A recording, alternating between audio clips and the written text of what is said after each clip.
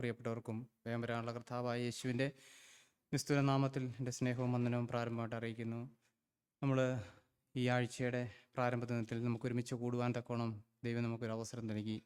ഞാൻ ചിന്തിക്കുകയായിരുന്നു, നമ്മൾ കൂടുന്ന ഓരോ ദിവസങ്ങളും അതിൻ്റെ മെയിനായ കാര്യം നമ്മളെ തന്നെ ഒരു ആത്മപരിശോധന നടത്താനായിട്ടാണ്.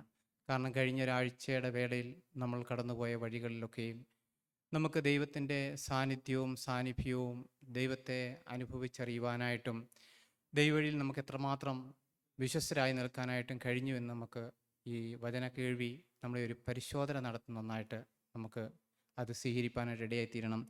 ഞാൻ എൻ്റെ ഹൃദയത്തെ ദൈവത്തിൻ്റെ ആത്മാവ് നൽകി തന്നൊരു വചനം വായിക്കാൻ ആഗ്രഹിക്കുന്നു. എഫേസ്യ ലേഖനം 5-ാം അധ്യായം 1-ാമത്തെ വാക്യം.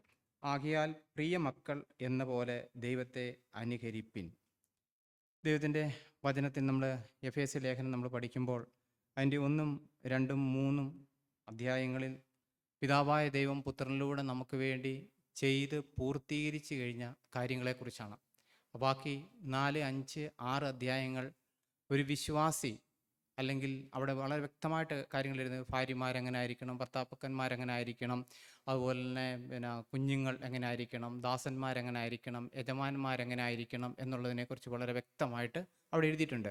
പിന്നീടുള്ള കാര്യങ്ങൾ, അതായത് നമ്മളിന്ന് കേട്ടുകൊണ്ടിരിക്കുന്ന ഒരു യാഥാർത്ഥ്യമുണ്ട്, രക്ഷിക്കപ്പെട്ടു കഴിഞ്ഞു. കാരണം അതുകൊണ്ട് ഇനി നമ്മൾ ദൈവത്തിൻ്റെ കൃപയാലാണ് നമ്മൾ രക്ഷിക്കപ്പെട്ടത്. ഇനി വീണാലുടനെ ആ കൃപയാകുന്ന മെത്തപ്പുറത്തോട്ടാണ് വീഴുന്നതെന്നാണ് നമ്മൾ പലപ്പോഴും കേട്ടുകൊണ്ടിരിക്കുന്നത്. എന്നാൽ ഒരു പ്രവൃത്തിക്ക് അവിടെ കാരണമില്ല എന്നാണ് പറയുന്നത്. എന്നാൽ വിശ്വാസത്തിന് ഒരു പ്രവൃത്തിയുണ്ട് എന്ന് ദൈവത്തിൻ്റെ വചനത്തിൽ വായിക്കുന്നു. അവിടെ പറഞ്ഞിരിക്കുന്നത്, ആകയാൽ പ്രിയ മക്കൾ എന്ന പോലെ ദൈവത്തെ അനുകരിപ്പിൻ. അവിടെ പറഞ്ഞിരിക്കുന്ന പ്രിയ മക്കൾ എന്ന പോലെ അനുകരിപ്പാനായിട്ട് നമുക്ക് നല്ലൊരു മാതൃക ഈ ഭൂമിയിൽ കർത്താവായ യേശു ക്രിസ്തു മാത്രമേ കാണിച്ചു തന്നിട്ടുള്ളൂ. വേറെ ആരുടെയും മാതൃക നമുക്ക് കാണാനായിട്ടോ അതേറ്റെടുക്കാനായിട്ടോ ഇല്ല. യേശു ക്രിസ്തു ഈ ഭൂമിയിലായിരുന്നപ്പം പൂർണ്ണ മനുഷ്യനും പൂർണ്ണ ദൈവവുമായിട്ട് തന്നെയായിരുന്നു ഈ ഭൂമി ജീവിച്ചത്.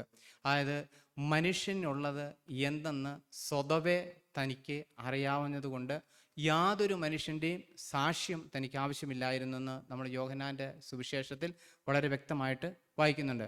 കാരണം ഒരു മനുഷ്യൻ്റെ ഉള്ളിലെ എല്ലാ അവസ്ഥകളും വളരെ കൃത്യമായിട്ട് താൻ ഈ ഭൂമിയിലായിരുന്ന സമയം തൻ്റെ 33.5 വർഷത്തെ ജീവിതം കൊണ്ട് താനത് തെളിയിച്ചു. അതുകൊണ്ട് തന്നെയാണ് നമുക്ക് അനുകരിപ്പാനായിട്ട് നല്ലൊരു മാതൃക. നമുക്ക് ആർക്കും കഴിയാത്തൊരു കാര്യമല്ല, നമ്മളെക്കൊണ്ട് ചെയ്യാൻ പറ്റാത്ത കാര്യമല്ല. കാരണം നമ്മളെക്കൊണ്ട് കഴിയുന്ന കാര്യം മാത്രമേ ദൈവം നമ്മളിൽ നിന്ന് പ്രതീക്ഷിക്കുന്നുള്ളൂ. അവിടുന്ന് പറഞ്ഞിരിക്കുന്ന നല്ലൊരു മാതൃക, നല്ലൊരു കാലച്ചുവട് എല്ലാ കാര്യങ്ങൾക്കും, മറ്റുള്ളവരെ സ്നേഹിക്കുന്ന കാര്യങ്ങൾക്കും മറ്റുള്ളവരെ കരുതുന്ന കാര്യങ്ങൾക്കും എല്ലാ മേഖലകളിലും കർത്താവായ യേശു ക്രിസ്തു നമുക്ക് ഒരു മാതൃകയായിരുന്നു. അതിൻ്റെ താട്ട് നമ്മൾ വായിക്കുന്ന, ക്രിസ്തു നിങ്ങളെ സ്നേഹിച്ചു നമുക്ക് വേണ്ടി തന്നെത്താൻ ദൈവത്തിന് സൗരഭ്യവാസനയും വഴിപാടും യാഗവുമായി അർപ്പിച്ചതുപോലെ സ്നേഹത്തിൽ നടപ്പിൻ. അവിടെ പറയുന്നത്, നിങ്ങളെ സ്നേഹിച്ചു നമുക്ക് വേണ്ടി തന്നെത്താൻ ദൈവത്തിൻ്റെ സൗരഭ്യവാസനയായ വഴിപാടും യാഗവുമായി അർപ്പിച്ചതുപോലെ സ്നേഹത്തിൽ നടപ്പിൻ. അപ്പം ഞാൻ മറ്റുള്ളവരെ സ്നേഹിക്കണമെങ്കിൽ എൻ്റെ ജീവിതത്തിൽ എന്ത് വേണം? ഞാനും എന്നെ തന്നെ യാഗമായി സമർപ്പിക്കേണ്ട ആവശ്യമുണ്ട്. ആ യാഗമായി സമർപ്പിക്കുന്ന ഉള്ളിലൂടെയാണ് സ്നേഹം. നമ്മൾ റോമാലേഖനം 12-ാം അധ്യായത്തിൽ നമ്മൾ വായിക്കുന്നത്, അതുകൊണ്ട് സഹോദരന്മാരെ ഞാൻ ദൈവത്തിൻ്റെ മനസ്സലി ഓർപ്പിച്ച് നിങ്ങളെ പ്രബോധിപ്പിക്കുന്നത്, നിങ്ങൾ ബുദ്ധിയുള്ള ആരാധനയിൽ നിങ്ങളുടെ ശരീരങ്ങൾ ജീവനും വിശുദ്ധിയും ദൈവത്തിന് പ്രസാദമുള്ള യാഗമായി സമർപ്പിപ്പിൻ. ഈ ലോകത്തിന് അനുരൂപരായി തീരരുത്, നന്മയും പൂർണ്ണയുമുള്ള ദൈവത്തിൻ്റെ ഹിതം തിരിച്ചറിഞ്ഞ് മനസ്സുബുദ്ധിക്ക് രൂപാന്തരപ്പെടണം. അപ്പോൾ അവിടെ പറഞ്ഞിരിക്കുന്നത്, നമ്മുടെ ശരീരങ്ങളെ നമ്മൾ എന്ത് ചെയ്യണം? ജീവനുള്ളതായി വിശുദ്ധിയുള്ളതായി സമർപ്പിക്കേണ്ട ആവശ്യമുണ്ട്. അതായത് നമ്മൾ പഴയ കാലത്തെ യാഗങ്ങളെല്ലാം നമുക്കറിയാം. ഒരു വ്യക്തി കൊണ്ടു ചെല്ലുന്നു, ഒരു കാളയാട്ടെ ആടിനെയാട്ടെ അതിനെ അറക്കുന്നു, ഇത് പുരോഹിതൻ്റെ കയ്യിൽ കൊടുക്കുന്നു, ഇത് അറുത്ത് ഇതിൻ്റെ ജീവൻ നഷ്ടപ്പെട്ടിട്ടാണ്. എന്നാൽ പുതിയ നിയമത്തിലെ യാഗം എന്ന് പറയുന്നത് ഈ ജീവനുള്ള യാഗമാണ്. നമുക്ക് വേണമെങ്കിൽ യാഗപീഠത്തിൽ നിന്ന് ഇറങ്ങിപ്പോകാം സഹോദരന്മാരെ. എന്നാൽ പൂർണ്ണമായിട്ടും സ്വന്തം ഇഷ്ടങ്ങളെ നമ്മൾ യാഗപീഠത്തിൽ അർപ്പിക്കുവാൻ നമുക്ക് തയ്യാറാണെങ്കിൽ മാത്രമേ. അതുപോലെ തന്നെ നമ്മൾ യാഗം, അവർ യാഗം കഴിച്ചു, അവരേത് ദൈവത്തിനാണോ യാഗം കഴിച്ചത് ആ ദൈവത്തിൻ്റെ വകയാ യാഗവസ്തു. ഞാൻ കർത്താവായ യേശു ക്രിസ്തുവിനായിട്ടാണ് എന്നെ തന്നെ യാഗം കഴിക്കുന്നെങ്കിൽ, എന്നെ തന്നെ സമർപ്പിക്കുന്നെങ്കിൽ, എന്നെ തന്നെ ഏൽപ്പിച്ചു കൊടുക്കുന്നെങ്കിൽ ഞാൻ ദൈവത്തിൻ്റെ വകയാണ്. പിന്നെ എൻ്റെ കണ്ണ് എനിക്കുള്ളതല്ല, എൻ്റെ ചെവി എനിക്കുള്ളതല്ല, എൻ്റെ കരം എനിക്കുള്ളതല്ല, എൻ്റെ കാല് എനിക്കുള്ളതല്ല, എൻ്റെ ചിന്തകൾ എനിക്കുള്ളതല്ല. നമ്മൾ നമ്മളെ തന്നെ ഒന്ന് ശോധന ചെയ്യേണ്ട ആവശ്യമുണ്ട്. കാരണം അങ്ങനെ നമ്മൾ സമർപ്പിക്കപ്പെട്ടവരാണെങ്കിൽ നമ്മുടെ ഇഷ്ടത്തിൽ നമുക്ക് സംസാരിക്കാൻ കഴിയത്തില്ല, നമ്മുടെ ഇഷ്ടപ്രകാരം നമുക്ക് ജീവിക്കാൻ കഴിയത്തില്ല. കാരണം നമ്മൾ ദൈവത്തിനായിട്ട് നമ്മളെ സമർപ്പിച്ചു എന്ന് നമ്മൾ പറയുന്നത്. അങ്ങനെ സമർപ്പിച്ചിട്ടുണ്ടെങ്കിൽ നമ്മൾ ആ സമർപ്പണ ബോധത്തിൽ അനുദിന ജീവിതത്തിൽ അവിടെ പറയുന്ന പ്രിയ മക്കൾ എന്ന പോലെ. നമുക്കറിയാം നമ്മുടെ ഭവനത്തിൽ നമുക്ക് മക്കളുമുണ്ട്, പ്രിയ മക്കളുമുണ്ട്. പ്രിയ മക്കൾ എന്ന് പറയുമ്പോൾ നമുക്കറിയാം മാതാപിതാക്കളുടെ ഹൃദയത്തെ, അവരുടെ മനസ്സ് അറിഞ്ഞ് അവർ ആഗ്രഹിക്കുന്ന കാര്യങ്ങൾ ചെയ്തു തരുന്ന മക്കളുണ്ട്. നമ്മൾ പറയാറുണ്ട്, എൻ്റെ ഈ മോൻ പല കാര്യങ്ങളും അങ്ങനെ ചെയ്യുന്ന എന്ന് നമുക്ക് പറയാൻ കഴിയും. എന്ന് പോലെ ദൈവത്തെ നമ്മൾ പ്രിയ മക്കൾ എന്ന പോലെ അനുകരിക്കുക എന്ന് പറഞ്ഞാൽ ദൈവത്തിൻ്റെ മനസ്സറിഞ്ഞ് നമ്മൾ ദൈവത്തിൻ്റെ കരങ്ങളിലേക്ക് നമ്മളെ തന്നെ ഏൽപ്പിച്ചു കൊടുത്ത് ദൈവ ഇഷ്ടത്തിനായിട്ട് നമ്മളെ തന്നെ നിരന്തരം നമ്മൾ ഏൽപ്പിച്ചു കൊടുക്കുന്ന ആ ദൈവത്തോടുള്ള സ്നേഹം നിമിത്തം, ആ ദൈവത്തോടുള്ള ഭക്തി നിമിത്തം. ദൈവത്തിന് വേണ്ടി വായിക്കുന്നു, യഹോഭക്തി ജ്ഞാനത്തിൻ്റെ ആരംഭം. ദൈവത്തെ ഭയപ്പെടുന്ന ഒരു വ്യക്തി ദോഷങ്ങളെ വിട്ട് അകലും. കാരണം നമ്മൾ ദൈവത്തെ സ്നേഹിക്കുന്നുണ്ടെങ്കിൽ ദോഷം ചെയ്യാൻ വ്യക്തപ്പെടും. ദൈവത്തെ നമ്മൾ മാനിക്കുന്നുണ്ടെങ്കിൽ ദൈവവഴി നടക്കാൻ മാത്രമേ നമുക്ക് കഴിയത്തുള്ളൂ. അവിടെ പറഞ്ഞിരിക്കുന്ന ആ റോമാലേഖനമൊക്കെ നമ്മൾ വായിക്കുമ്പം, റോമാലേഖനം തൊട്ട് നമ്മൾ യൂദായുടെ ലേഖനം വരെ നമ്മൾ പഠിക്കുവാണെങ്കിൽ നമുക്ക് കാണാൻ കഴിയും കർത്താവായ യേശു ക്രിസ്തുവും അപ്പോസ്തലന്മാരും ഉപദേശിച്ച കാര്യങ്ങളാണ് അവിടെ വ്യക്തമായിട്ട് എഴുതപ്പെട്ടിരിക്കുന്നത്. ഞാനൊരു കാര്യം പറയാം. നമ്മുടെ ഈ മത്തായി, മർക്കോസ്, ലൂക്കോസ് ഈ വാക്യങ്ങൾ വായിച്ച് ഒരു പ്രസംഗം നടത്താൻ വളരെ എളുപ്പമാണ്. അതിന് കാരണം ഞാൻ പറയാം, കർത്താവ് ചെയ്ത കാര്യങ്ങളെക്കുറിച്ച് വളരെ സിമ്പിളായിട്ട് എല്ലാവർക്കും പറയാനായിട്ട് കഴിയും. ഇവിടെ പറഞ്ഞിരിക്കുന്ന കാര്യം നമ്മൾ ചെയ്യേണ്ട കാര്യങ്ങളെക്കുറിച്ചാണ്. സഹോദരന്മാരെ, ഇവിടെ പ്രിയ മക്കൾ എന്ന പോലെ നമ്മൾ അവനെ അനുകരിക്കേണ്ടതായ ആവശ്യമുണ്ട്. ഇന്ന് ഞാൻ കഴിഞ്ഞ ദിവസവും ഞാനൊരു ചർച്ചിൽ പോകാനായിട്ട് ഇടയായിത്തീർന്നു. ഞാൻ പല ചർച്ചുകളിലും ഒരു 35 വർഷത്തോളമായി ഞാൻ രക്ഷിക്കപ്പെട്ടിട്ട് പല ചർച്ചുകളിലും ഞാൻ പെന്തക്കോസ്ത് ചർച്ചുകളിൽ പോയിട്ടുണ്ട്. പക്ഷേ ലേഖനം ശുശ്രൂഷിക്കുന്ന ശുശ്രൂഷകന്മാരെ ഞാൻ ഇന്നുവരെ കണ്ടിട്ടില്ല. അതിൻ്റെ കാരണം എന്ന് വെച്ചാൽ അവരെല്ലാം സങ്കീർത്തനവും പഴയ നിയമ പുസ്തകത്തിലെടുത്ത് ദാവീദിനെയും ഗോലിയാത്തിനെയും കുറിച്ച് വളരെ വേഗം അതിനെക്കുറിച്ച് സംസാരിക്കാനായിട്ട് കഴിയും. പക്ഷെ ആ സമയത്ത് ലേഖനം നമ്മൾ ശുശ്രൂഷിക്കണമെങ്കിൽ ഞാനൊരു കാര്യം പറയാം, ഇത് നമ്മൾ പഠിക്കുകയും ജീവിതത്തിൽ നമ്മൾ പകർത്തുകയും ഇത് നമ്മുടെ ജീവിതത്തിൻ്റെ ഒരു അനുഭവമായി തീരുകയും കൂടെ ചെയ്യണം. ഇത് ഞാനിവിടെ നിന്ന് നിങ്ങൾ അപ്പോസ്തലനായ പൗലോസ് പറഞ്ഞൊരു കാര്യമുണ്ട്, ഞാൻ പ്രസംഗിച്ചതിന് ശേഷം ഞാൻ കൊള്ളാത്തവനായി പോകാതിരിപ്പാൻ ഞാൻ എൻ്റെ ശരീരത്തെ ദണ്ഡിപ്പിച്ച് അടിമയാക്കുക. കാരണം ഞാൻ പ്രസംഗിച്ചതിന് ശേഷം, ഞാൻ പ്രസംഗിച്ച് നിങ്ങളെ ഞാൻ ഉത്സാഹിപ്പിച്ച് നിങ്ങളെ ഞാൻ പ്രബോധിപ്പിച്ചതിന് ശേഷം അതിന് വിരുദ്ധമായ കാര്യങ്ങൾ എൻ്റെ ജീവിതത്തിൽ കടന്നു വരുമ്പോൾ ഞാൻ എൻ്റെ ശരീരത്തെ ഞാൻ എന്ത് ചെയ്യണം? ഞാനിപ്പോൾ നിങ്ങളോട് പറഞ്ഞ് ഞാൻ നമ്മുടെ കണ്ണിനെ യാഗപീഠത്തിൽ സമർപ്പിച്ചു, ഇനി അത് നമുക്ക് വേണ്ടി ഉപയോഗിക്കാൻ കഴിയില്ലെന്ന് ഞാൻ പറഞ്ഞു. ഞാൻ വെളിയിലോട്ട് ഇറങ്ങുമ്പം എൻ്റെ കണ്ണുകൊണ്ട് ഞാൻ എന്ത് ചെയ്യണം? അതിന് വിരുദ്ധമായ കാര്യം വരുമ്പോൾ ഞാൻ അതിനെ ദണ്ഡിപ്പിച്ച് അടിമയാക്കേണ്ട ആവശ്യമുണ്ട്. ഇവിടെ ഒരു മരണത്തിൻ്റെ ആവശ്യമുണ്ട്. അല്ലാതെ ഇത് ഞാൻ ഒരു കഥ പോലെ കേൾവിക്കാരായ നിങ്ങളോട് മാത്രം പറഞ്ഞു പോവുകയും എനിക്കിതിന് യാതൊരു ബാധകവും ഇല്ലെന്നുള്ളതല്ല. ദൈവത്തിൻ്റെ വചനം ശുശ്രൂഷിക്കുന്നവർക്കും കേൾക്കുന്നവർക്കും ഒരുപോലെ ഇത് ബാധകമുള്ള കാര്യമാണ്. അവിടെ പറഞ്ഞിരിക്കുന്ന പ്രിയ മക്കളെന്ന പോലെ കർത്താവായ യേശു എങ്ങനെയാണ് നമ്മെ സ്നേഹിച്ച് നമുക്ക് വേണ്ടി തന്നെത്താൻ ദൈവത്തിൻ്റെ സൗരഭ്യവാസനയായി വഴിപാട് യാഗവുമായി അർപ്പിച്ചതുപോലെ സ്നേഹത്തിൽ നടപ്പിൻ. ഇതാണ് സഹോദരന്മാരെ, സ്നേഹത്തിൽ നമുക്ക് നടക്കാം. നമ്മൾ നടപ്പുന്നുണ്ട് നമ്മുടെ ജീവിതത്തെ കാണിക്കുന്ന എല്ലാ മേഖലയിലും ഈ സ്നേഹം ദൈവത്തിൻ്റെ വചനത്തിൽ ദൈവം തൻ്റെ സ്നേഹം തൻ്റെ പരിശുദ്ധാത്മാവിനെ നമ്മുടെ ഹൃദയത്തിൽ പകർന്നിരിക്കുന്നു. ഈ പരിശുദ്ധാത്മാവിലുള്ള സ്നേഹമാണ് നമുക്ക് മറ്റുള്ളവർക്ക് പകർന്നു കൊടുക്കുന്നത്. ആ സ്നേഹം മാത്രമേ മറ്റുള്ളവരെ ദൈവത്തിലേക്ക് സ്വാധീനിക്കുവാനായിട്ടും ദൈവത്തിലേക്ക് ഉത്സാഹിപ്പിക്കാനായിട്ടും കഴിയത്തുള്ളൂ. മറ്റ് പുറമേയുള്ള സ്നേഹമല്ല. നമുക്കറിയാം, നമ്മുടെ ഇഷ്ടത്തിന് നമ്മുടെ താല്പര്യങ്ങൾക്ക് ഒരാൾ നിൽക്കുമ്പം നമ്മൾ പറയാം, ഓ അദ്ദേഹം എന്നെ സ്നേഹിച്ചു. യഥാർത്ഥത്തിൽ അങ്ങനെയല്ല. നമ്മുടെ ഇഷ്ടത്തിന് ഒരാൾ നിൽക്കാതിരിക്കുമ്പോഴാണ് അദ്ദേഹത്തെ സ്നേഹിക്കുന്നത്. നമ്മൾ പാപികളായിരുന്നപ്പം നമ്മൾ മറന്നുപോയി. നമ്മളിതെല്ലാം പല പ്രാവശ്യം നമ്മൾ കേട്ടിട്ടുള്ളതാണെങ്കിലും അപ്പോസ്തലനായ പത്രോസ് പറഞ്ഞതുപോലെ നിങ്ങൾ ഇതെല്ലാം ഒരിക്കൽ കേട്ടിട്ടുണ്ടെങ്കിൽ നിങ്ങളെ ഒന്ന് ഓർമ്മിപ്പിച്ച് ഒന്ന് ഉത്സാഹിപ്പിക്കേണ്ടത് യുക്തമെന്ന് എനിക്ക് തോന്നുന്നു. കാരണം നമ്മളിതെല്ലാം ഇത് കേട്ടിട്ടുണ്ടെങ്കിലും നമ്മൾ ഈ ഹോളിൻ്റെ പടി കഴിഞ്ഞ് അല്ലെങ്കിൽ ഇതിൻ്റെ അപ്പുറം കഴിയുമ്പോൾ ഈ കേട്ട കാര്യങ്ങളെല്ലാം മറന്നുപോയി നമ്മുടെ മറ്റ് പല ജീവിതത്തിൻ്റെ തിരക്കിലെ കാര്യങ്ങളാൽ നമ്മുടെ ഹൃദയം നിറയപ്പെടും. അതുകൊണ്ട് നമ്മൾ പലപ്പോഴും പല പരീക്ഷകളിലും നമ്മൾ വഞ്ചിക്കപ്പെട്ടു പോകുന്നതിൻ്റെ കാരണം അതുകൊണ്ടാണ്. നമ്മുടെ ഹൃദയത്തിൽ പലപ്പോഴും വചനമില്ല. ദൈവത്തിൻ്റെ വേണ്ടി വായിക്കും. നമ്മൾ പാപം ചെയ്യാതിരിക്കേണ്ടതിന് ദൈവത്തിൻ്റെ വചനത്തെ നമ്മുടെ ഹൃദയത്തിൽ നമ്മൾ എന്ത് ചെയ്യണം? സംഹരിക്കണം. നമ്മളതിനെ സ്റ്റോർ ചെയ്ത് വെക്കണം. എങ്കിൽ മാത്രമേ പരീക്ഷയുടെ സമയത്ത് നമ്മളെ സഹായിപ്പാനായിട്ട് കഴിയത്തുള്ളൂ. നമ്മുടെ ഹൃദയത്തിൽ വചനമില്ലെങ്കിൽ പരീക്ഷയിൽ നമ്മൾ പരാജയപ്പെട്ടു പോകും. നമുക്ക് ജയിക്കാനായിട്ട് കഴിയത്തില്ല. നമുക്ക് ജയിക്കണമെന്നുണ്ടെങ്കിൽ ദൈവത്തിൻ്റെ വചനം നമ്മുടെ ഹൃദയത്തിൽ ഉണ്ടായിരിക്കണം. അവിടെ വായിക്കുന്ന ഇങ്ങനെയാണ്, സ്നേഹത്തിൽ നടപ്പിൻ, ദുർനടപ്പ്, യാതൊരു അശുദ്ധിയും അത്യാഗ്രഹവും നിങ്ങളുടെ ഇടയിൽ പേർ പറ പോലും അരുത്. കാരണം നമ്മളിനി മുന്നോട്ട് നടക്കുമ്പം അവിടെ പറഞ്ഞിരിക്കുന്ന കാര്യം, ഇത് എഫേസ്യ സഭയിലുള്ള വിശ്വാസികളോട് അപ്പോസ്തലനായ പൗലോസ് പറഞ്ഞു കൊടുക്കുന്ന കാര്യമാണ്. സഹോദരന്മാരെ, അവർ രക്ഷിക്കപ്പെട്ടവരാണ്, സ്നാനപ്പെട്ടവരാണ്, പരിശുദ്ധാത്മാവിനെ പ്രാപിച്ചവരാണ്, ആഴ്ചതോറും മീറ്റിങ്ങുകൾ കൂടുന്നുണ്ട്. നമ്മളെപ്പോലെ അല്ല. എന്നുവെച്ചാൽ പരിശുദ്ധാത്മാവിൻ്റെ അഗ്നികഷ്ണമായിരിക്കുന്ന അപ്പോസ്തലനായ പൗലോസ് തന്നെയാണ് അവരെ ശുശ്രൂഷിക്കുന്നത്. അതുകൊണ്ട് നമ്മൾ മനസ്സിലാക്കണം. അപ്പോൾ അവരോടാണ് അപ്പോസ്തലനായ പൗലോസ് പറയുന്നൊരു കാര്യം ഇതാണ്, അതായത് ദുർനടപ്പ്, യാതൊരു അശുദ്ധിയും അത്യാഗ്രഹവും നിങ്ങളുടെ ഇടയിൽ പേർ പറ പോലും അരുത്. അതായത് നിങ്ങളതിനെക്കുറിച്ച് പറയാൻ പോലും പാടില്ല. അപ്പം അത് ചെയ്യാന്ന് പറയുമ്പോൾ നമുക്കത് ചിന്തിക്കാൻ കഴിയുമോ? പൗലോസ് പറയും, നിങ്ങളുടെ ഇടയിൽ അതിനെക്കുറിച്ചുള്ള കാര്യം നിങ്ങൾ പറയാൻ പോലും പാടില്ല, അങ്ങനെ പേർ പറയാൻ പോലും പാടില്ല. അപ്പം അതിനെക്കുറിച്ച് ചിന്തിക്കാൻ പോലും നമുക്ക് കഴിയുമോ? ദൈവത്തിൻ്റെ പരിശുദ്ധാത്മാവിനെ നമ്മൾ അനുസരിച്ച് നടക്കുകയാണ്. സഹോദരന്മാരെ, നമ്മൾ രക്ഷിക്കപ്പെട്ടവരാണ്, സ്നാനപ്പെട്ടവരാണ്, സത്യമാണ്. പക്ഷേ നമ്മളൊരു കാര്യം നമ്മൾ മനസ്സിലാക്കണം, നമ്മളുടെ ജഡം വളരെ ശക്തമാണെന്നുള്ള കാര്യം.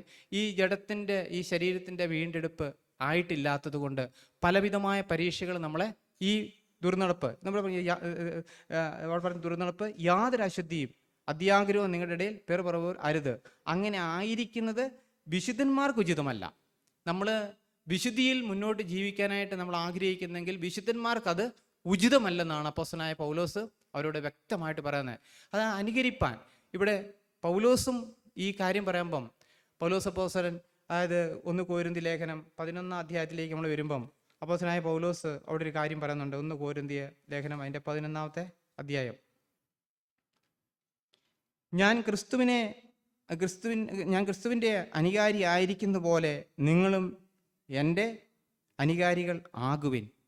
നമുക്കറിയാം, അപ്പോസ്തലന്മാരിൽ വളരെ ചങ്കൂറ്റത്തോടെ, ആത്മനിറവോടെ, ധൈര്യത്തോടെ പറയുവാൻ കഴിഞ്ഞ ഒരാളുണ്ടെങ്കിൽ അപ്പോസ്തലനായ പൗലോസിന് മാത്രമേ ഉള്ളൂ. കാരണം ഞാൻ ക്രിസ്തുവിനെ അനുകരിക്കുന്നത് പോലെ നിങ്ങൾ എന്നെ അനുകരിപ്പിൻ. അല്ലെങ്കിൽ യേശു നമുക്ക് അനുകരിപ്പാൻ നല്ലൊരു മാതൃക വെച്ചേച്ചു പോയിരിക്കുന്നു.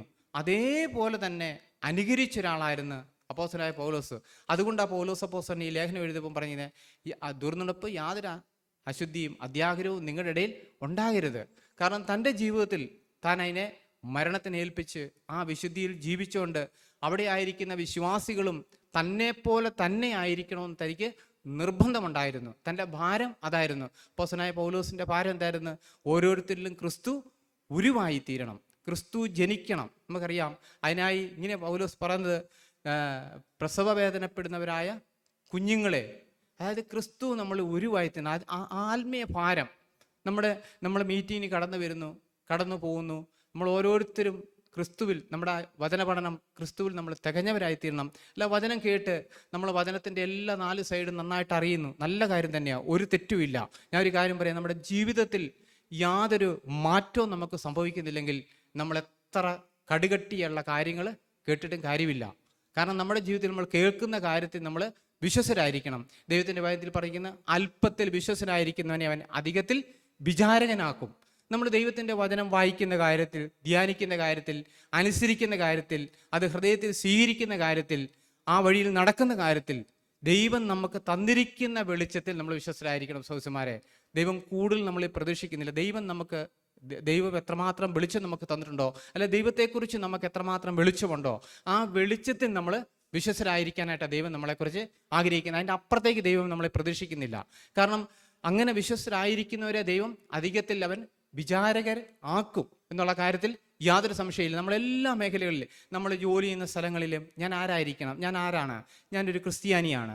എൻ്റെ സംസാരം കൊണ്ട്, എൻ്റെ ജോലി കൊണ്ട്, ചിലപ്പം അല്പം ഞാൻ ചെയ്യുന്ന ജോലിയിൽ അല്പസമയം ഞാൻ ഈ കഴിഞ്ഞ ദിവസം ഒരു കള്ളു കുടിച്ച് 24 മണിക്കൂറും കള്ളു കുടിച്ച് അങ്ങാടി വീണ് കിടക്കുന്ന ഒരു വ്യക്തി ഒരു വീട്ടിൽ സ്ഥിരമായിട്ട് പണിയുക.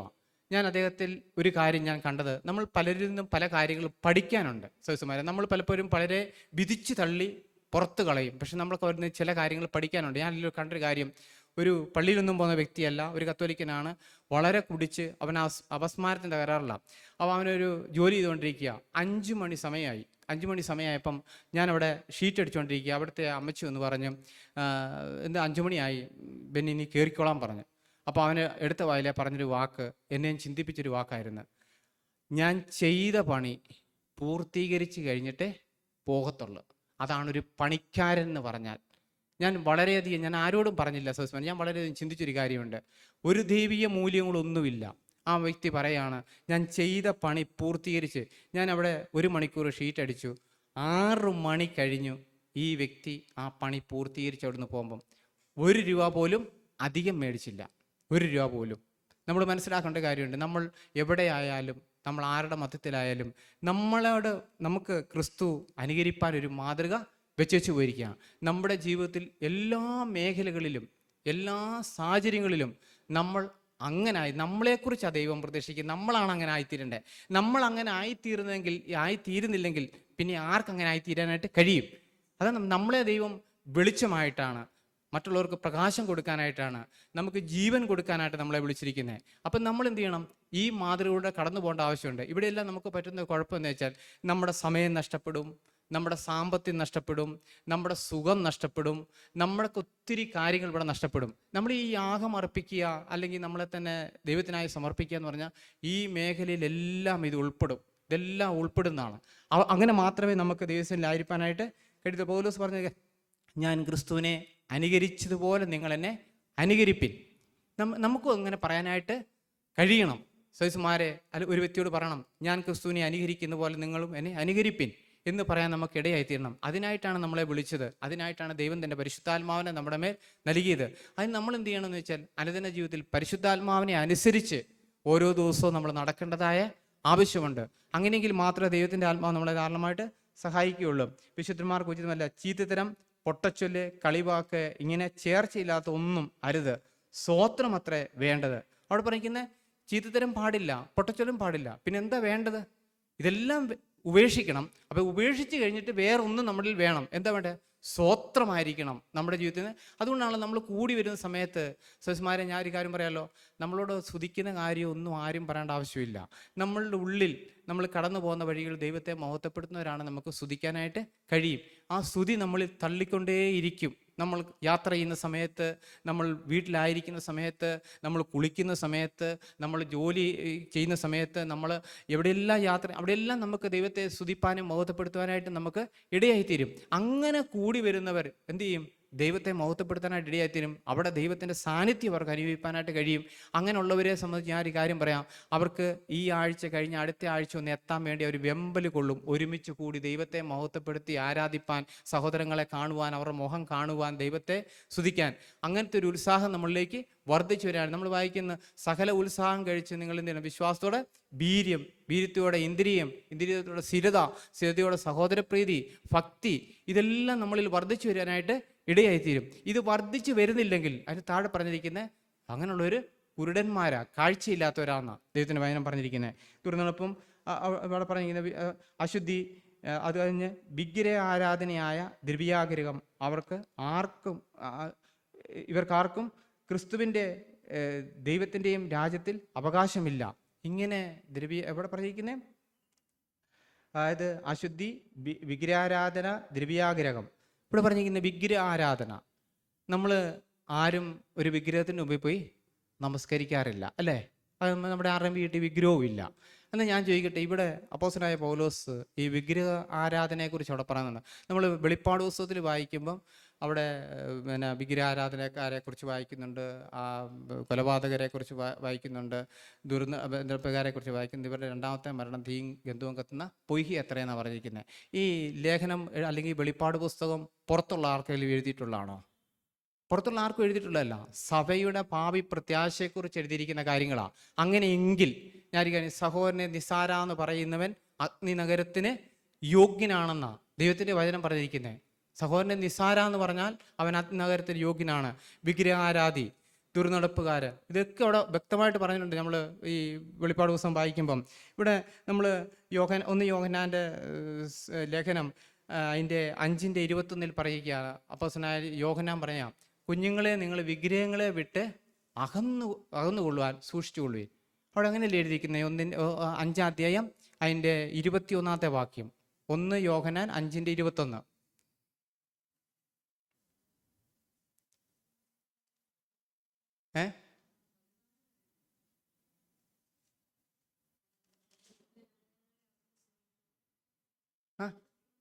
ഒരു വാക്യേ ഉള്ളൂ, ഒറ്റ വാക്യേ ഉള്ളൂ. കുഞ്ഞുങ്ങളെ വിഗ്രഹങ്ങളോട് അകന്ന് സൂക്ഷിച്ചു കൊള്ളുവിൻ. ഇതും അപ്പോസ്തലനായ യോഹന്നാൻ പറഞ്ഞു. ഇത് ആരോടാ പറഞ്ഞിരിക്കുന്നത്? രക്ഷിക്കപ്പെട്ട് വീണ്ടെടുക്കപ്പെട്ട് പരിശുദ്ധാത്മാവിനെ അനുസരിച്ച് നടക്കുന്ന ദൈവജനത്തോടാണ് ഈ കാര്യം പറയുന്നത്. അപ്പം നമ്മൾ വിഗ്രഹം എന്ന് പറയുമ്പോൾ എന്താ? നമ്മൾ കർത്താവിനേക്കാൾ അധികമായിട്ട് ഈ ഭൂമിയിൽ എന്തിനെയെല്ലാം സ്നേഹിക്കുന്നുണ്ടോ, എന്തിനെല്ലാം വിലമതിക്കുന്നുണ്ടോ, എന്തിനെല്ലാം കർത്താവിനേക്കാൾ അധികം പ്രഥമ സ്ഥാനം കൊടുക്കുന്നുണ്ടോ, അതെല്ലാം വിഗ്രഹം തന്നെയാണ്. അതെന്തുമാകട്ടെ, എൻ്റെ സൗന്ദര്യമാകട്ടെ, അതുപോലെ എൻ്റെ വീടാകട്ടെ, ഏത് കാര്യത്തോടുള്ള ബന്ധത്തിൽ ഞാൻ കർത്താവിനേക്കാൾ അധികമായി എന്തിനെല്ലാം സ്നേഹിക്കുന്നു, അതെല്ലാം വിഗ്രഹം തന്നെയാണ്. അപ്പം അതിനെ വിട്ട് അകലാൻ. അപ്പം നമ്മൾ സ്നേഹം ആരോട് മാത്രമേ പാടുള്ളൂ? നമ്മളെ വീണ്ടെടുപ്പുകാരനായിരിക്കുന്ന നമ്മുടെ കർത്താവായ യേശുവിനെ മാത്രമേ സ്നേഹിക്കാൻ പാടുള്ളൂ. ആ സങ്കീർത്തനക്കാരൻ പറഞ്ഞൊരു കാര്യമുണ്ട്, ഞാൻ സ്വർഗത്തിൽ എനിക്ക് ആരാണുള്ളത്? ഭൂമിയിലും നിന്നെ അല്ലാതെ ഞാൻ മറ്റൊന്നും ആഗ്രഹിക്കുന്നില്ല.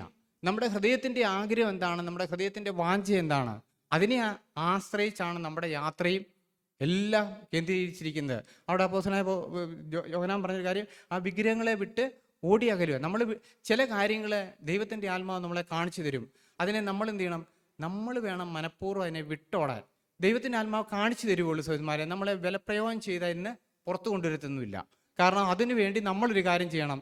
ദൈവത്തോട് നമ്മൾ പറയണം, കർത്താവെ, എനിക്ക് അങ്ങേക്കാലധികമായി ഞാൻ സ്നേഹിക്കുന്ന ദ്രവ്യം ഒരിക്കലും തെറ്റല്ല, ദ്രവ്യ ആഗ്രഹം തെറ്റാ സഹോദരന്മാരെ. ദ്രവ്യം ഒരിക്കലും തെറ്റല്ല, ദ്രവ്യ ആഗ്രഹം തെറ്റാണ്. ദ്രവ്യാഗ്രഹം തെറ്റാണ്. അതിനുള്ള ആഗ്രഹം, എനിക്ക് പണത്തോട് ആഗ്രഹം ഉണ്ടോ ഇല്ലെന്ന് അറിയണമെങ്കിൽ എൻ്റെ ഒരു 500 രൂപ കാശ് നഷ്ടപ്പെട്ടു പോകുമ്പോഴാണ് ഞാൻ അറിയുന്നത് അതിൻ്റെ ആഗ്രഹം ഉണ്ടോ ഇല്ലെന്നുള്ളത്. പല പ്രാവശ്യം എനിക്ക് സംഭവിച്ചിട്ടുണ്ട്. എനിക്ക് 10,500 രൂപ എൻ്റെ നഷ്ടപ്പെട്ടു പോയിട്ടുണ്ട്. ആ സമയത്തൊക്കെ ഞാൻ എൻ്റെ ഹൃദയത്തിൽ അന്നേരം ഓടി വന്നൊരു കാര്യം, നീ പണത്തെ എത്രമാത്രം സ്നേഹിക്കുന്നുണ്ടെന്ന് നിന്നെ ഒന്ന് കാണിച്ചു തരാനാണെന്ന് ദൈവത്തിൻ്റെ പരിശുദ്ധാത്മാവ് പറഞ്ഞ് ഞാൻ കേട്ടിട്ടുണ്ട്. ഞാൻ പറഞ്ഞതിൻ്റെ കാരണം, നമ്മുടെ ജീവിതത്തിൽ നമ്മൾ സ്നേഹിക്കുന്നുണ്ടോ ഇല്ലയോ എന്ന് അറിയുന്നെങ്കിൽ ഈ വഴികളിലൂടെയാണ് നമ്മളെ കടത്തി വിടുന്നത്. നമ്മളെ ശോധനയിലൂടെയാണ് നമ്മൾ ആരാണെന്ന് നമ്മളെ തെളിയിക്കുന്നത്. അബ്രഹാമിനോട് ദൈവം പറഞ്ഞു, നീ സ്നേഹിക്കുന്ന നിന്റെ മകനെ തന്നെ നീ യാഗം കഴിക്കണം. അബ്രഹാം ആ മകനുള്ള സ്നേഹത്തിൽ നിന്ന് ആ ദൈവത്തിലുള്ള സ്നേഹത്തിൽ മാത്രം തന്നെ ആയിരിക്കേണ്ടതായ ആവശ്യമുണ്ട്. അതുകൊണ്ടാണ് ദൈവം ആ കാര്യം ചെയ്യുന്നത്. ആലോചിച്ച് 100-ാമത്തെ വയസ്സിൽ തനിക്കൊരു മോനെ കിട്ടി. ആ മനുഷ്യനെ, ആ മകനെ തന്നെ യാഗം കഴിക്കാൻ ദൈവം പറഞ്ഞപ്പോൾ എത്രയോ വലിയൊരു വിരോധാഭാസം. അത് കേൾക്കുമ്പം രാത്രി ദൈവം അബ്രഹാമിനോട് സംസാരിച്ചു. അബ്രഹാം തൻ്റെ ഭാര്യയോട് പോലും ആ കാര്യം പറഞ്ഞില്ല. ഞാൻ വിശ്വസിക്കുന്നു, ഭാര്യയോട് പറഞ്ഞാൽ ഒരു പക്ഷേ ഭാര്യ അബ്രഹാമിനോട് ഇങ്ങനെ പറയും, നിങ്ങൾക്ക് തലയ്ക്ക് വല്ല വട്ടുവല്ലോ ആയിരിക്കും. കാരണം ഇത്രയും വർഷങ്ങളായിട്ട് കാത്തിരുന്നിട്ട് ഒരു മോനെ കിട്ടിയിട്ട് ആ ദൈവം പറയുക ആ മോനെ കൊണ്ട് യാഗം കഴിക്കാനായിട്ട്. അബ്രഹാം ഭാര്യയോട് അഭിപ്രായം ചോദിച്ചില്ല. സഹോദരന്മാരെ, ചില കാര്യങ്ങൾ ദൈവത്തിൻ്റെ പരിശുദ്ധാത്മാവ് നമ്മളോട് ഇടപെടുന്ന കാര്യം ചിലപ്പോൾ നമ്മൾ ഭാര്യയോട് ചോദിക്കത്തില്ല, കുഞ്ഞുങ്ങളോട് ചോദിക്കത്തില്ല. ഞാൻ പലപ്പോഴും അങ്ങനെ തന്നെയാണ്. കാരണം അത് ചോദിച്ചാൽ അത് നമുക്ക് ചെയ്യാനായിട്ട് ചിലപ്പം കഴിയാതെ വരും. കാരണം അതിൻ്റെ ദൈവത്തിൻ്റെ പരിശുദ്ധാത്മാവ് നമുക്ക് തന്ന ഉത്സാഹം നഷ്ടപ്പെട്ടു പോകാനായിട്ട് സാധ്യതയുണ്ടാവും. കാരണം അതിനേക്കാൾ നല്ലത് ദൈവത്തിൻ്റെ ശബ്ദമാണെന്ന് ഉറപ്പിച്ചു മുന്നോട്ട് പോയി അബ്രഹാമിനെ സംബന്ധിച്ച് അബ്രഹാം ഒരു കാര്യം ചെയ്ത് രാവിലെ എണ്ണീച്ചിട്ട് വിറകെല്ലാം കെട്ടി ഈ മോൻ്റെ തോളെ തന്നെ വെച്ചു കൊടുത്ത് വാലിക്കാരനുമായിട്ട് പുറപ്പെട്ടു. ആ വാലിക്കാരോട് പറഞ്ഞ് എന്ത് ചെയ്ത്, നിങ്ങൾ ഇവിടെ നിൽക്കേ, ഞങ്ങൾ അത്തറ്റം പോയി യാഗം കഴിച്ചിട്ട് മടങ്ങി വരാമെന്ന് പറഞ്ഞ് ഇവരെന്നെ കൂടെ കൊണ്ടുപോകാഞ്ഞ്. ഞാൻ വിശ്വസിക്കുന്നു ഈ വാലിക്കാരെ കൂടെ കൊണ്ടുപോയാൽ നടക്കത്തില്ല. കാരണം അബ്രഹാം യാഗപീഠമൊക്കെ പണിതു, തൻ്റെ മകനെ യാഗപീഠത്തെ കയറ്റി വെക്കുമ്പോഴത്തേക്ക് ഈ കൂടെ വന്ന പുള്ളി പറയും അത് ചെയ്യാൻ പാടില്ലെന്ന് പറയും. അപ്പോൾ അബ്രഹാം പറയും, നിങ്ങൾ ഇവിടെ നിൽക്കേ, ഞങ്ങൾ അത്തറ്റം പോയി യാഗം കഴിച്ച് കടന്നു വരാം. മോനും ചോദിച്ചു, അപ്പാ യാഗപീഠ മൃഗം എവിടെ? അബ്രഹാം പറഞ്ഞൊരു കാര്യം, യഹോവ കരുതിക്കൊള്ളും. അബ്രഹാം ഒന്ന് ആലോചിച്ച് നോക്കി, അബ്രഹാമിനെ ആ മോൻ അനുസരിച്ച് രംഗം. നമ്മളാണെങ്കിലോ ചിന്തിക്കൂ അതൊക്കെ. യഥാർത്ഥത്തിൽ ആ മോൻ ആ പിതാവിന് വിധേയപ്പെട്ടു പോയി. അവിടെ യാഗപീഠത്തിൽ കൊണ്ട് കിടത്തി വാളൂങ്ങി വെട്ടിയിപ്പം നമ്മൾ ഉൽപ്പത്തി പുസ്തകവും 22:12 പറയുന്നത്, ബാലൻ്റെ മേൽ നീ കൈവെക്കരുത്, നീ ഇപ്പോൾ എന്നെ വാസ്തവമായി സ്നേഹിക്കുന്നത് ഞാൻ അറിയുന്നു എന്ന് ദൈവത്തിൻ്റെ ശബ്ദം അബ്രഹാമിന് കേൾക്കാനായിട്ട് ഇടയായിത്തീർന്നു. സഹോദരന്മാരെ, നമ്മളെയും ദൈവം പരീക്ഷിക്കുന്നത് ഇങ്ങനെയാണ്. അതാ ദൈവത്തിന് അബ്രഹാമിനെ വിളിച്ചിറക്കിയ കാലം തൊട്ട് എന്ത് ചെയ്യണം? അബ്രഹാം ദൈവത്തിൽ കേന്ദ്രീകരിച്ച് വേണം ജീവിക്കാൻ. അബ്രഹാമിന് മകനായി കഴിഞ്ഞപ്പം ദൈവത്തിനൊരു ഇത് തോന്നി. കാരണം അബ്രഹാമിൻ്റെ സ്നേഹം തൻ്റെ മകനായ ഇസാക്കിലേക്ക് പോകും. ഇപ്പം യാഗപീഠത്തിൽ നിന്ന് തിരിച്ചു കിട്ടിയ ഈ മകൻ ഇനി അബ്രഹാമിൻ്റെ ആണോ? അബ്രഹാമിൻ്റെ അല്ല. അതാ മനസ്സിലായി. നമ്മൾ യാഗപീഠത്തിലേക്ക് നമ്മളെ തന്നെ അർപ്പിച്ചു കഴിഞ്ഞാൽ പിന്നെ നമ്മളും നമ്മുടേതല്ല. ഈ ഒരു ബോധ്യം നമുക്ക് പരിശുദ്ധാത്മാവിൽ നമുക്ക് ലഭിക്കേണ്ട ആവശ്യമുണ്ട്.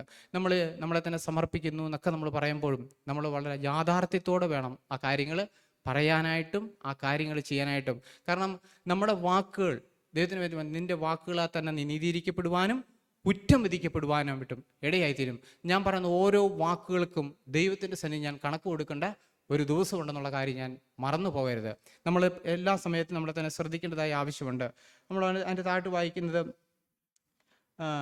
ക്രിസ്തുവിൻ്റെയും ദൈവത്തിൻ്റെ ആയത്തും അവകാശമില്ല എന്ന് നിങ്ങൾ അറിയുന്നുവല്ലോ.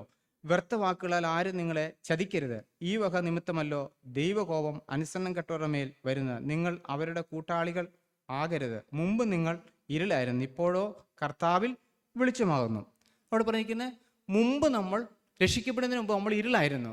നമ്മൾ പാപം നിറഞ്ഞവരായിരുന്നു, പാപത്തിൻ്റെ വഴിയിൽ നടന്നവരായിരുന്നു, പാപത്തിൻ്റെ ഇഷ്ടം മാത്രം നിവർത്തിക്കുന്നവരായിരുന്നു. ഇപ്പം അവിടെ പറയുന്നത്, ഇപ്പം നിങ്ങളിൽ ഇരുളല്ല വെളിച്ചം. അവിടെ വായിച്ചിങ്ങനെയാണ്, അവരുടെ കൂട്ടാളികളാകരുത്. മുമ്പ് നിങ്ങൾ ഇരുളായിരുന്നു, ഇപ്പോൾ കർത്താവിൽ നിങ്ങൾ വെളിച്ചമാകുന്നു. ഇപ്പം നമ്മൾ കർത്താവിൽ വെളിച്ചമാകുന്നു. അവൾ വായിക്കുന്നു, അവൻ വെളിച്ചത്തിൽ ഇരിക്കുന്ന പോലെ നാം വെളിച്ചത്തിൽ നടക്കുന്നെങ്കിൽ നമുക്ക് തമ്മിൽ കൂട്ടായ്മയുണ്ട്. ദൈവത്തോട് നമുക്ക് കൂട്ടായ്മയെന്ന് പറയുമ്പോൾ നമ്മൾ ചിന്തിക്കുന്നത് ഞായറാഴ്ച മാത്രമുള്ള കൂട്ടായ്മയെന്നാണ്.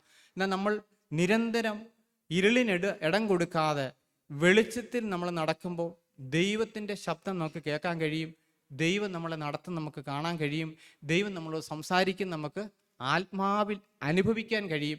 അങ്ങനെ നമ്മൾ ആയി കഴിയുമ്പോൾ സഹോദരന്മാരെ, നമ്മുടെ ക്രിസ്തു ജീവിതം നമുക്ക് വളരെ സന്തോഷമുള്ളതായി തീരും.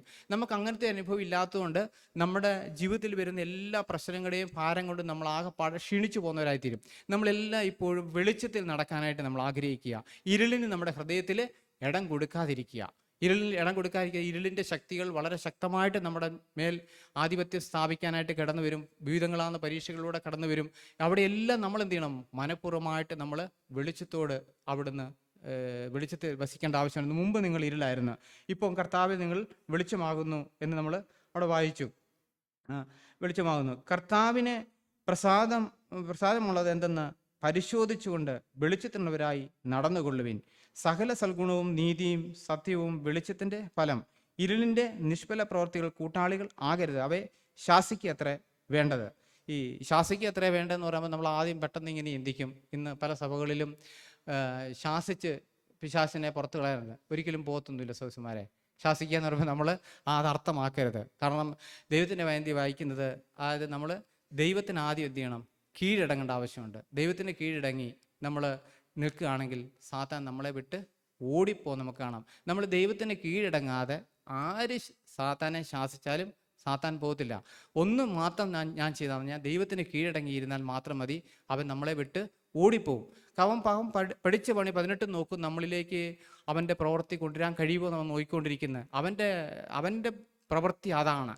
അതവൻ അഹോരാത്രം ചെയ്തുകൊണ്ടിരിക്കും. കാരണം നമ്മൾ ജാഗ്രതയുള്ളവരായിരിക്കേണ്ടത് ആവശ്യമുണ്ട്. കാരണം നമുക്കാണ് നഷ്ടം സംഭവിക്കുന്നത്. സാത്താൻ യാതൊരു നഷ്ടവുമില്ല. അവൻ നഷ്ടത്തിൽ കിടക്കുന്നവനാണ്. മറ്റുള്ളവരെ നഷ്ടത്തിലാക്കാനായിട്ടാണ് അവൻ ശ്രമിക്കുന്നത്. അവൻ ഇനി ഒരു നഷ്ടവും വരാനില്ല. ഒരാളോടെ കിട്ടിക്കഴിഞ്ഞാൽ അവന് ലാഭം മാത്രമേ ഉണ്ടാവുകയുള്ളൂ. നഷ്ടം സംഭവിക്കുന്നത് എനിക്കാണ്, തീരാ നഷ്ടം സംഭവിക്കുന്നത്. വീണ്ടെടുക്കപ്പെട്ട ഞാൻ ഇരുളിലൂടെ യാത്ര ചെയ്താൽ എൻ്റെ നിത്യത നഷ്ടപ്പെടും. ആ കാര്യം നമ്മൾ മറന്നു പോകരുത്. നമ്മളവിടെ വളരെ ജാഗ്രതയോടെ നമ്മളെ തന്നെ സൂക്ഷിക്കേണ്ടതായ ആവശ്യമുണ്ട്. അവൻ്റെ പ്രസാദമുള്ളതെന്ന് പരിശോധിച്ച് വെളിച്ചമുള്ളതായി നടന്നുകൊള്ളി. സകല സൽഗുണവും നീതിയും സത്യമല്ലോ വെളിച്ചത്തിൻ്റെ ഫലം.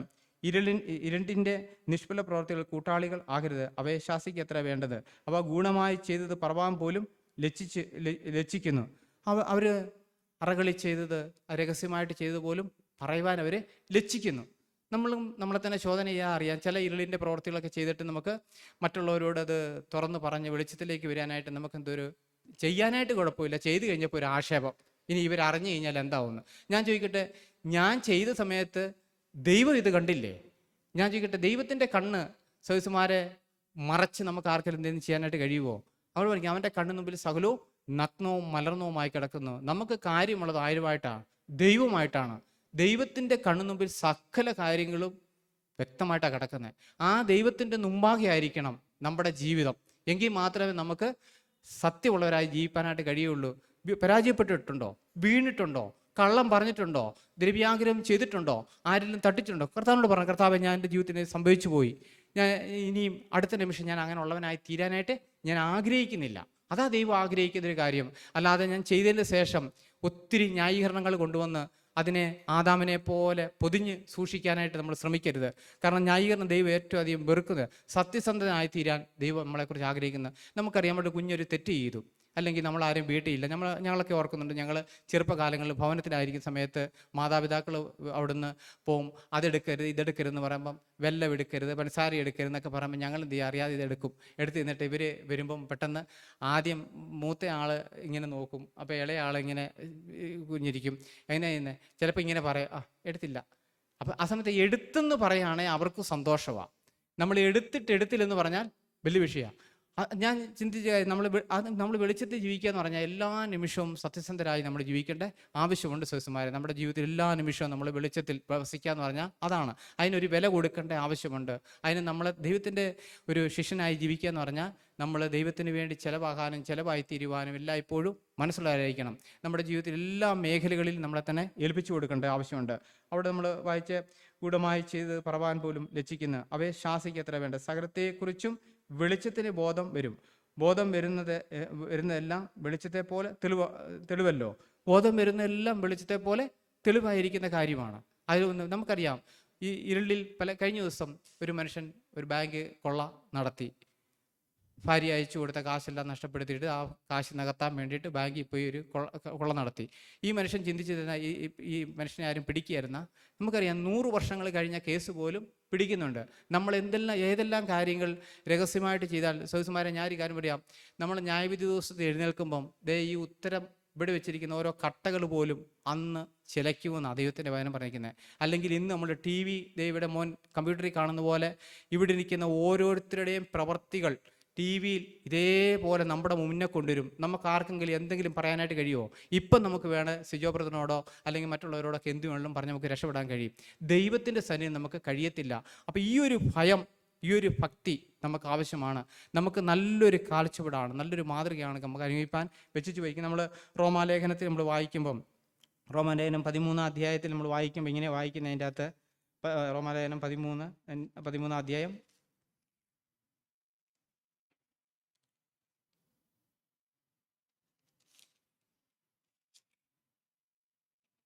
13-ന്റെ 11-ാമത്തെ വാക്യം. ഇത് ചെയ്യേണ്ടെന്ന് ഉറക്കത്തിൽ നിന്ന് ഉണരുവിൻ, നാഴിക വന്നിരിക്കുന്നു എന്നിങ്ങനെ നിങ്ങൾ സമയത്തെ അറിയായാൽ തന്നെ നാം വിശ്വസിച്ച സമയത്തേക്കാൾ രക്ഷ നമുക്ക് അധികം അടുത്തിരിക്കുന്നു. രാത്രി കഴിവാറായി പകൽ അടുത്തിരിക്കുന്നു. അതുകൊണ്ട് നാം ഇരുട്ടിൻ്റെ പ്രവർത്തികളെ വെച്ച് കളഞ്ഞ് വെളിച്ചത്തിൻ്റെ ആയുധവർക്കം ധരിച്ചുകൊള്ളുക. പകൽ സമയത്തെന്ന പോലെ നാം മര്യാദയായി നടക്കുക. വെറിക്കുത്തുകളാലും മദ്യപാനങ്ങളാലും ശയനമോഹങ്ങളാലും ദുഷ്കാമങ്ങളിലും അല്ല, പിണക്കത്തിലുമല്ല, അസൂയയിലുമല്ല, കർത്താവായ യേശു ക്രിസ്തുവിനെ ധരിച്ചുകൊള്ളുവിൻ.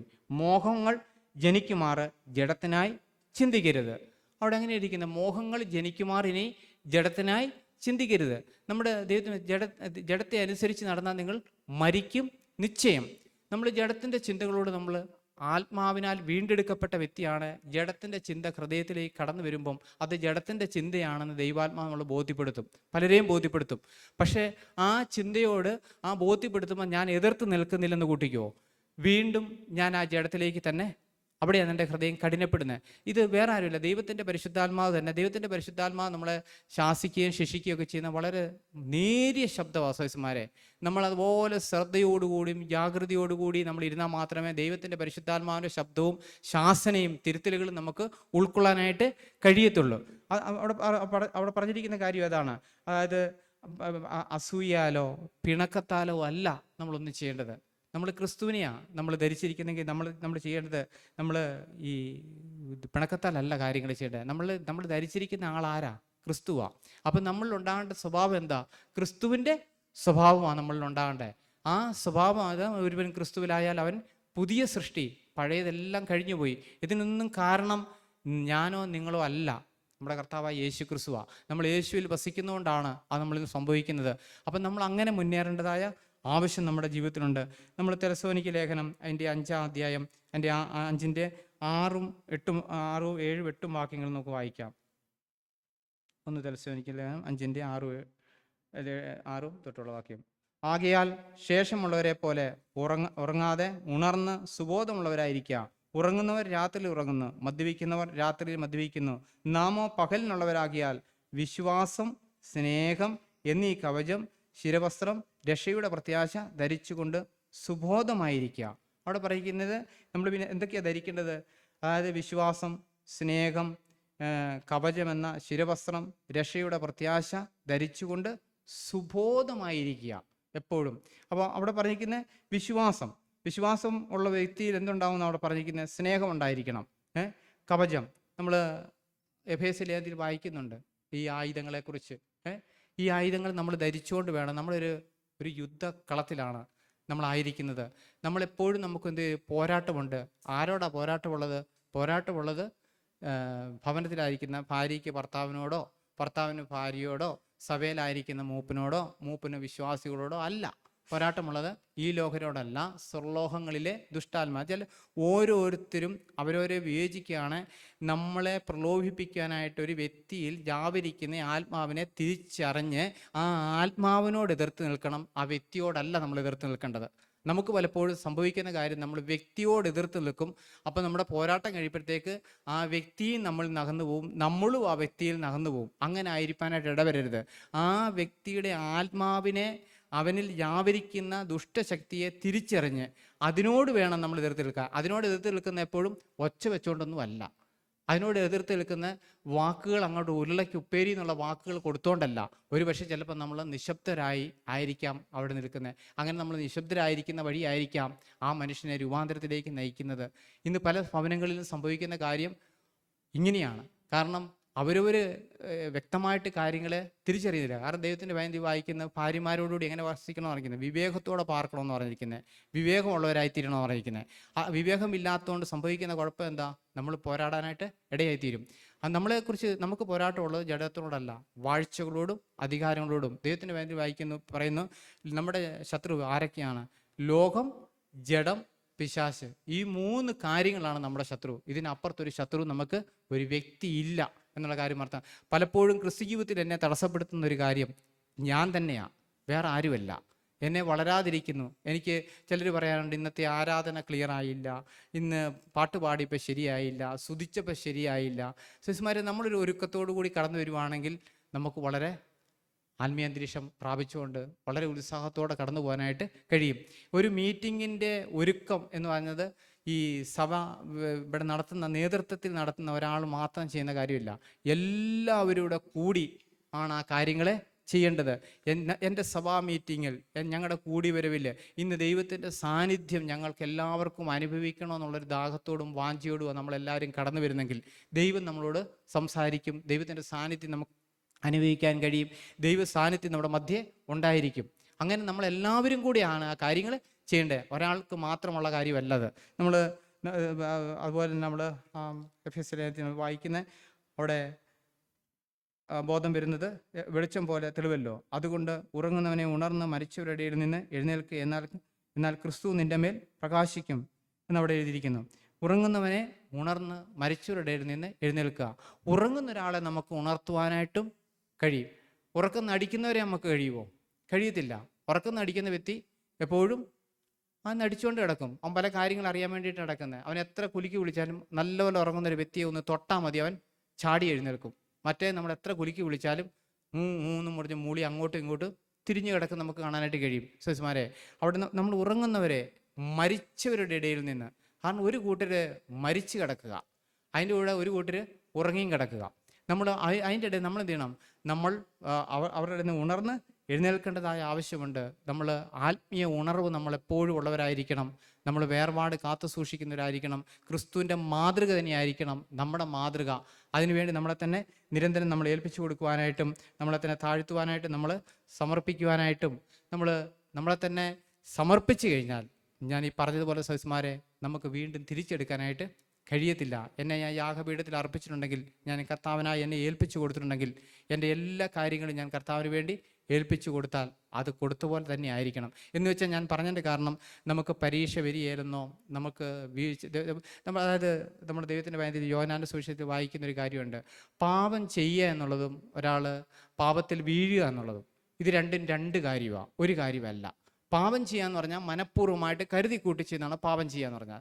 ആ സമയത്ത് ഒരു വ്യക്തി പാപത്തിൽ വീഴുന്നു, യാദൃശ്യമായിട്ട് ഒരു സംസാരത്തിൽ, അല്ലെ ഒരു നോട്ടത്തിൽ, ഒരു ചിന്തകളിൽ, ഒരു മനോഭാവത്തിൽ തെറ്റിപ്പോകുന്നു. അവൻ വളരെ വേഗം അവിടുന്ന് ചാടി എഴുന്നേൽക്കും.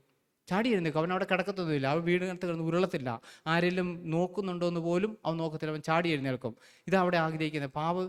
അതുകൊണ്ട് നമ്മൾ മനസ്സിലാക്കണം, നമ്മുടെ ജീവിതത്തിൽ വീഴ്ച സംഭവിക്കുകയായിരുന്നോ, പരാജയം സംഭവിക്കുകയായിരുന്നോ ഒന്നുമല്ല. നമ്മളിൽ പാപമില്ല എന്ന് പറയും നമ്മളെ തന്നെ വഞ്ചിക്കുന്നു, സത്യം നമ്മളിൽ ഇല്ലാതെ പോയിരിക്കുന്നു എന്ന് ദൈവത്തിൽ വായിക്കുന്നു. അതുകൊണ്ട് നമ്മൾ ആത്മീയ സുബോധമുള്ളവരായിട്ട് നമുക്ക് തന്ന മാതൃക, അതായത് ക്രിസ്തുവിൻ്റെ ആ നല്ലൊരു കാൽച്ചുവട്, അതായത് അവൻ്റെ വായിൽ വഞ്ചനയൊന്നും ഉണ്ടായിരുന്നില്ല. അവനെ ശകാരിച്ചിട്ട് പകരം ശകാരിക്കാതെ, ഭീഷണിയുടെ വാക്കുകളൊന്നും മുഴക്കാതെ ന്യായമായി വിധിക്കുന്നുവെങ്കിൽ സകലവും പരമേൽപ്പിച്ചു. നമ്മളെയും അങ്ങനെ ഭീഷണിയുടെ വാക്കുകളൊക്കെ പലപ്പോഴും മുഴക്കും പലരും. പക്ഷേ ആ സമയത്ത് അവരോട് പ്രതികരിക്കാനുള്ള ശക്തി നമ്മളുണ്ടാവും. ആ ശക്തിയെ നമ്മൾ മരണത്തിന് ഏൽപ്പിച്ചുകൊണ്ട് ന്യായമായി വിധിക്കുന്നവനായ ദൈവത്തിൻ്റെ കരങ്ങളിൽ നമ്മൾ ഏൽപ്പിച്ചു കൊടുക്കുവാനായിട്ടാണ് നമ്മളെ വിളിച്ചിരിക്കുന്നത്. ആ ഒരു കാഴ്ചപ്പാട് അനുഗമിപ്പാനായിട്ടാണ്, പിൻപറ്റുവാനായിട്ടാണ് നമ്മളെ വിളിച്ചിരിക്കുന്നത്. അതിനുവേണ്ടി നമ്മളെ ഏൽപ്പിച്ചു കൊടുക്കുകയാണെങ്കിൽ ആ ദൈവം ആഗ്രഹിക്കും. നമ്മളെ വിളിച്ചത് എന്തിനാ? തൻ്റെ പുത്രൻ്റെ സ്വരൂപത്തോട് അനുരൂപരായി തീരാനായിട്ടാണ്. അതിൽ കുറഞ്ഞ ഒരു കാര്യം കൊണ്ട് ഞാൻ ഈ ഭൂമിയിൽ എന്തെല്ലാം ചെയ്താലും, ഞാൻ 100 പേരെ രക്ഷയിലേക്ക് ഞാൻ കൊണ്ടുവന്നു കൂട്ടിക്കുമോ, ഞാൻ കർത്താവിൻ്റെ സ്വരൂപത്തോട് എനിക്ക് അനുരൂപനായി തീർന്നില്ലെങ്കിൽ അതെല്ലാം ശൂന്യമാണെന്നുള്ള കാര്യം സത്യമാണ്. അതായത് നമ്മൾ മനസ്സിലാക്കേണ്ട കാര്യം, ഇന്ന് അങ്ങനത്തെ ഒരു മേഖലയിൽ നമ്മളായിരിക്കുന്നത്. അതുകൊണ്ടാണ് കർത്താവായ യേശു ക്രിസ്തു പറഞ്ഞത്, അന്ത്യനാളിൽ വരും, കർത്താവെ നാമത്തിൽ ഞാൻ ഭൂതങ്ങളെ പുറത്താക്കി രോഗികൾക്ക് സൗഖ്യം കൊടുത്ത് കർത്താവരോട് പറഞ്ഞത്, അധർമ്മം പ്രവർത്തിക്കുന്നവരെ ഞാൻ നിങ്ങളെ ഒരു നാളും അറിയുന്നില്ല. എന്ന് വെച്ചാൽ ഇവർ ചെയ്തതൊന്നും കർത്താവിൻ്റെ നാമത്തിൽ അല്ല എന്നുള്ളതല്ല എൻ്റെ അർത്ഥം. അവരുടെ ജീവിതം വിശുദ്ധമല്ലായിരുന്നു എന്നുള്ളതാണ് സത്യം. അവർ രോഗികൾക്ക് സൗഖ്യം കൊടുത്തു എന്നുള്ള സത്യമാണ്, അത് ദൈവത്തിൻ്റെ ശക്തിയാണ് കൊടുത്തതും സത്യമാണ്. പക്ഷേ അവർ ദൈവം ആഗ്രഹിക്കുന്ന വിശുദ്ധി അവരില്ലായിരുന്നു, ദൈവ സ്വഭാവം അവരില്ലായിരുന്നു, ദൈവത്തിലുള്ള കളങ്കമറ്റ ജീവിതം അവർക്കില്ലായിരുന്നു. അവർ ലോകത്തിൻ്റെ മോഹത്തിൽ നിന്നുള്ള വിടുതൽ അവർക്കില്ലായിരുന്നു. അതുതന്നെയാണ് അവരെ ദൈവം അംഗീകരിക്കാതിരിക്കുന്നതിൻ്റെ കാരണം. അല്ലാതെ അവർ ചെയ്ത കാര്യങ്ങളുടെ കുഴപ്പം കൊണ്ടല്ല. കാരണം ഒരു കാര്യം ചെയ്ത് ഒരു കാര്യം ചെയ്യാതിരുന്നാൽ നാം ദൈവത്തിന് അന്യപ്പെട്ടു പോകാൻ സാധ്യതയുണ്ട് നമ്മുടെ ജീവിതത്തിൽ നിരന്തരം. അതുകൊണ്ടാണ് താഴോട്ട് നമ്മൾ വായിക്കുമ്പോൾ, ആകയാൽ സൂക്ഷ്മതയുള്ളതായിട്ട് അജ്ഞാനികളായിട്ടല്ല ജ്ഞാനികളായിട്ട് അത്ര നടപ്പാൻ നോക്കുവിൻ. ഇത് ദുഷ്കാലമാകിയാൽ സമയം തക്കത്തിൽ ഉപയോഗിച്ചു കൊള്ളുവിൻ. സമയം തക്കത്തിൽ ഉപയോഗിച്ചുകൊള്ളേണ്ട ആവശ്യമുണ്ട്. അതായത് ദുഷ്കാലമാണ്. ഒരിക്കൽ സാക്പൻ എന്ന് പറഞ്ഞൊരു ദൈവദാസൻ അതിനെക്കുറിച്ചൊരു ക്ലാസ് എടുത്ത സമയത്ത് ഇങ്ങനെയാണ് പറഞ്ഞത്, ഒരു മതിലിൻ്റെ മുകളിൽ ഇഷ്ടം പോലെ ഇങ്ങനെ കുപ്പിച്ചിലുകൾ പതിച്ചു വെച്ചേക്കുക. അപ്പം ഇവിടെ പറഞ്ഞിരിക്കുന്നത് അജ്ഞാനികളായിട്ടല്ല ജ്ഞാനികളായിട്ടാണ് നടക്കേണ്ടത്. അപ്പം എങ്ങനെയാണ് നടക്കുന്നത് ചോദിച്ചാൽ, ഒരു പൂച്ച കുപ്പിച്ചില് പതിച്ച ഒരു മതിലിൻ്റെ മുകളിൽ കൂടി ഒരു പൂച്ച നടക്കുകയാണെങ്കിൽ അതിൻ്റെ കാലുകൾ എങ്ങനെ വെക്കുന്നത്, ഈ കുപ്പിച്ചില് കൊണ്ട് മുറിഞ്ഞു പോകാതെ വളരെ ജാഗ്രതയോടെ സൂക്ഷിച്ചായിരിക്കും ആ പൂച്ച പോകുന്നത്. അതുപോലെ നമ്മൾ ഈ ഭൂമിയിലായിരിക്കുമ്പം ഈ ഭൂമിയിലുള്ള മലിനതകൾ നമ്മുടെ ഉള്ളിലേക്ക് കടന്നു വരാതെ നമ്മൾ വളരെ ജ്ഞാനികളായിട്ട് നമ്മൾ ജീവിക്കേണ്ടത് ആവശ്യമുണ്ട്. അവിടെ അങ്ങനെ എഴുതിയിരിക്കുന്നത്, ആകയാൽ സൂക്ഷ്മതയോടെ അജ്ഞാനികളായിട്ടല്ല ജ്ഞാനികളായിട്ട് അത്ര നടപ്പാൻ നോക്കുവിൻ. ഇത് ദുഷ്കാലമാകിയാൽ സമയം തക്കത്തിൽ ഉപയോഗിച്ചുകൊണ്ട് ബുദ്ധിഹീനരാകാതെ കർത്താവിൻ്റെ ഇഷ്ടം ഇന്നെന്ന് ഗ്രഹിച്ചുകൊള്ളുവിൻ. കർത്താവിൻ്റെ ഇഷ്ടം നമ്മൾ ഓരോ ദിവസവും ഗ്രഹിക്കണം. എന്നെയും നിങ്ങളെയും വിളിച്ചപ്പോൾ നമ്മൾ ഓരോരുത്തരെക്കുറിച്ച് ദൈവത്തിന് ഒരു ഇഷ്ടമുണ്ട്. ആ ഇഷ്ടം എന്താണെന്ന് ഞാൻ കണ്ടുപിടിച്ച് ആ ഇഷ്ടം ഞാൻ നിവർത്തിക്കുന്നതിലാണ് ദൈവം എന്നിൽ പ്രസാദിക്കുന്നത്. അവിടെ ആ ദൈവത്തിന് എന്നിൽ പ്രസാദിക്കാൻ കഴിയുള്ളൂ. ഞാൻ ദൈവത്തിൻ്റെ ഇഷ്ടം ഓരോ ദിവസവും ഓരോ നിമിഷവും എന്നെക്കുറിച്ചുള്ള ദൈവത്തിൻ്റെ ഹിതം എന്താണോ അത് നിവർത്തിക്കാനായിട്ട് എന്നെ ഏൽപ്പിച്ചു കൊടുത്താൽ ദൈവത്തിനെ സഹായിക്കാനായിട്ട് കഴിയും. നമ്മളിവിടെ വായിച്ചത് ഇങ്ങനെയാണ്, ആകയാൽ പ്രിയ മക്കൾ എന്ന പോലെ ദൈവത്തെ അനുകരിപ്പിൻ. അപ്പം നമ്മൾ എന്ത് ചെയ്യണം? പ്രിയ മക്കൾ എന്ന പോലെ ആയിരിക്കണം നമ്മൾ ദൈവത്തെ അനുകരിക്കുന്നത്. ദൈവത്തെ അനുകരിക്കുന്ന കാര്യത്തിൽ നമുക്കൊരു ഭാരമുണ്ടാകരുത്, ഒരു പ്രയാസമുണ്ടാകരുത്, അതൊരു വേദനയായി തീരരുത്, നമുക്ക് തലവേദനയായി തീരരുത്. ചിലർ പറയാമെന്ന് ഞാൻ കേട്ടിട്ടുണ്ട്, ഞാൻ രക്ഷിക്കപ്പെട്ടു പോയി, അല്ലെങ്കിൽ ഞാൻ കാണിച്ചു തരാമായിരുന്നു. അപ്പോൾ എവിടുന്നാണ് രക്ഷിക്കപ്പെട്ടത്? അങ്ങനെ ഒരാൾ സംസാരിക്കുമ്പോൾ ആ വ്യക്തി എവിടുന്നാണ് രക്ഷിക്കപ്പെട്ടത്? നമ്മൾ രക്ഷിക്കപ്പെട്ടിട്ടുണ്ടെങ്കിൽ നമുക്ക് അങ്ങനെ പറയാനായിട്ട് കഴിയത്തില്ല. അതാ നമ്മുടെ രക്ഷയെക്കുറിച്ച് നമ്മളെ തന്നെ ശോധന ചെയ്യേണ്ട ആവശ്യമുണ്ട്. നമ്മൾ തന്നെ അറിയാതെ പലപ്പോഴും പറഞ്ഞു പോകാം സാധ്യതയുണ്ട് ഈ കാര്യങ്ങൾ. കാരണം സമ്മർദ്ദം, അതുപോലത്തെ സമ്മർദ്ദങ്ങളിലൂടെ നമ്മളെ കടത്തിക്കൊണ്ടുപോകും. അതിൻ്റെ കാരണം എന്ന് വെച്ചാൽ നമ്മളിലുള്ള മാനുഷികമായിട്ടുള്ള എല്ലാം ഈ ഇവിടുന്ന് തന്നെ പോയാൽ മാത്രമേ ആ പുതിയ യെരൂശലേമിലേക്ക് നമുക്ക് പ്രവേശിക്കാൻ കഴിയുള്ളൂ. അവിടെ മുഴുവനും കുഞ്ഞാട് മാത്രമാണ്, അവിടെ മുഴുവനും ദൈവത്തിൻ്റെതായ എല്ലാം മാത്രമേ ഉള്ളൂ, മാനുഷികമായിട്ട് അവിടെ ഒന്നുമില്ല. ഇത് നമ്മൾ മനസ്സിലാക്കണം. അതുകൊണ്ട് നമ്മളെ ദൈവം വിളിച്ചപ്പം അവിടുന്ന് അപ്പോസ്തലനായ പൗലോസ് പറഞ്ഞു, ക്രിസ്തു എന്ന ഏകപുരുഷൻ ഞാൻ നിങ്ങളെ നിർമ്മല കന്യകയായിട്ട് വാന്നിച്ച് ചെയ്തിരിക്കുന്നു. അതുകൊണ്ട് ഉവായത്തെ ചതിച്ചതുപോലെ നിങ്ങളുടെ ഹൃദയം ക്രിസ്തുവിനോടുള്ള ഏകാഗ്രതയും നിർമ്മലയും വിട്ട് വഷളായി പോകുമെന്ന് ഞാൻ ഭയപ്പെടുന്നു. പൗലോസിൻ്റെ ഭയം എന്തായിരുന്നു? കൊരിന്തി സഭയിലുള്ളതും എഫേസ് സഭയിലുള്ളതും അതേ കൊലോസ സഭയിലുള്ളതും അല്ലെ തെസലോനിക്ക സഭയിലുള്ള വിശ്വാസിയുടെ ഹൃദയം ക്രിസ്തുവിനോടുള്ള ഏകാഗ്രതയും നിർമ്മലതയും വിട്ട് വഷളായി പോകരുത്.